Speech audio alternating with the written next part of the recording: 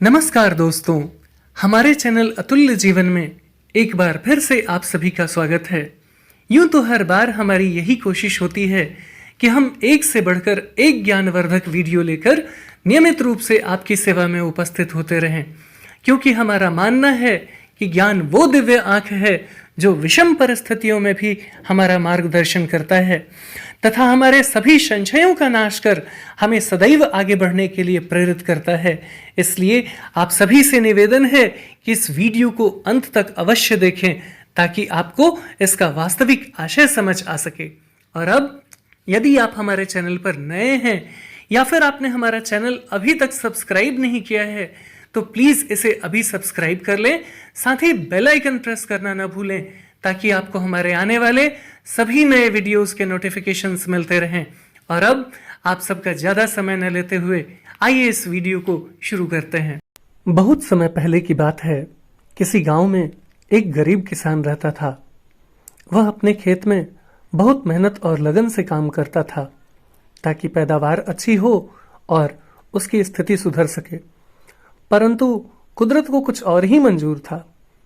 कभी बाढ़ आ जाता था तो कभी सूखा पड़ जाता था, कभी धूप बहुत तेज हो जाती थी तो कभी ओले पड़ जाते थे। इस प्रकार किसी न किसी कारण से हर बार उसका कुछ न कुछ फसल बर्बाद हो जाता था। इस बात से उसे बहुत क्रोध आता था। एक दिन तंग आकर उसने भगवान से कहा, देखिए प्रभु, आप हैं तो भगवान, पर आपको खेती बाड़ी के काम का बिल्कुल भी अनुभव नहीं है, इसलिए आप मुझे बस 1 साल का मौका दे दीजिए जिसमें मैं जैसा चाहूं वैसा मौसम हो। फिर आप देख लेना कि कैसे मैं अन्न के भंडार लगा देता हूं। किसान की बात सुनकर भगवान मुस्कुराए और कहा, ठीक है, अब से मैं तुम्हारे काम काज में बिल्कुल भी दखल नहीं दूंगा और अब से तुम जैसा चाहोगे वैसा ही मौसम रहेगा। यह सुनकर किसान की खुशी का ठिकाना न रहा। फिर क्या था, किसान ने इस बार गेहूं की फसल लगाई। जब उसने धूप चाही तब उसे धूप मिला, जब पानी चाहा तब पानी मिला। तेज धूप, ओले तथा बाढ़ एवं आंधी आदि को तो उसने आने ही नहीं दिया। समय के साथ फसल बढ़ी और किसान की खुशी भी, क्योंकि ऐसी फसल तो आज तक नहीं हुई थी।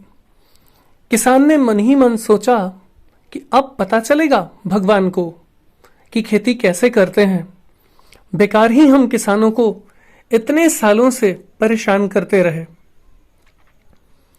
इस प्रकार धीरे धीरे समय बीतता गया और एक दिन फसल काटने का समय भी आ गया। किसान बड़े गर्व से अपने खेत में फसल काटने गया, पर जैसे ही उसने फसल की कटाई शुरू की, एकदम से छाती पर हाथ रखकर बैठ गया। गेहूं की एक भी बाली के अंदर गेहूं नहीं था। सारी की सारी बालियां अंदर से खाली थीं। यह देखकर किसान बहुत दुखी हुआ तथा रोते हुए उसने भगवान से कहा, हे प्रभु, यह क्या हो गया? उसकी बात सुनकर भगवान बोले, यह तो होना ही था। तुमने अपने पौधों को जरा सा भी संघर्ष करने का मौका नहीं दिया। न तो तुमने उन्हें तेज धूप में तपने दिया और न ही आंधी एवं ओलों से जूझने दिया। तुमने उन्हें किसी भी प्रकार की चुनौती का एहसास नहीं होने दिया और यही कारण है कि तुम्हारे सारे पौधे खोखले ही रह गए। जब आंधी आती है, तेज बारिश होती है, जब आंधी आती है, तेज बारिश होती है, ओले गिरते हैं, तब पौधा अपने बल से ही खड़ा रहता तथा अपने अस्तित्व की रक्षा के लिए संघर्ष करता है। और इस संघर्ष से जो आत्मबल पैदा होता है वही उसे जीने की शक्ति प्रदान करता है, आगे बढ़ने के लिए प्रेरित करता है तथा उसकी जीवटता को उभारता है। सोने को भी कुंदन बनने के लिए आग में तपना पड़ता है, हथौड़े से पिटना पड़ता है तथा भट्टी में गलना पड़ता है। साथ ही कई अन्य प्रकार की चुनौतियों से होकर गुजरना पड़ता है और तब जाकर उसकी स्वर्णिम आभा उभरती है जो उसे अनमोल बना देती है। इस प्रकार यदि व्यक्ति के जीवन में संघर्ष न हो, चुनौतियां न हो, तो आदमी खोखला ही रह जाता है। उसके अंदर कोई भी गुण विकसित नहीं हो पाता। इसलिए कहना गलत नहीं होगा कि ये चुनौतियां ही हैं जो हमारे जीवन को धार देती हैं तथा हमारे व्यक्तित्व को सशक्त एवं प्रखर बनाती हैं। इसलिए यदि जीवन में सफल होना है तो संघर्ष तो करना ही पड़ेगा, चुनौतियों से तो जूझना ही पड़ेगा, अन्यथा हम भी उन गेहूं की बालियों की तरह ही खोखले रह जाएंगे।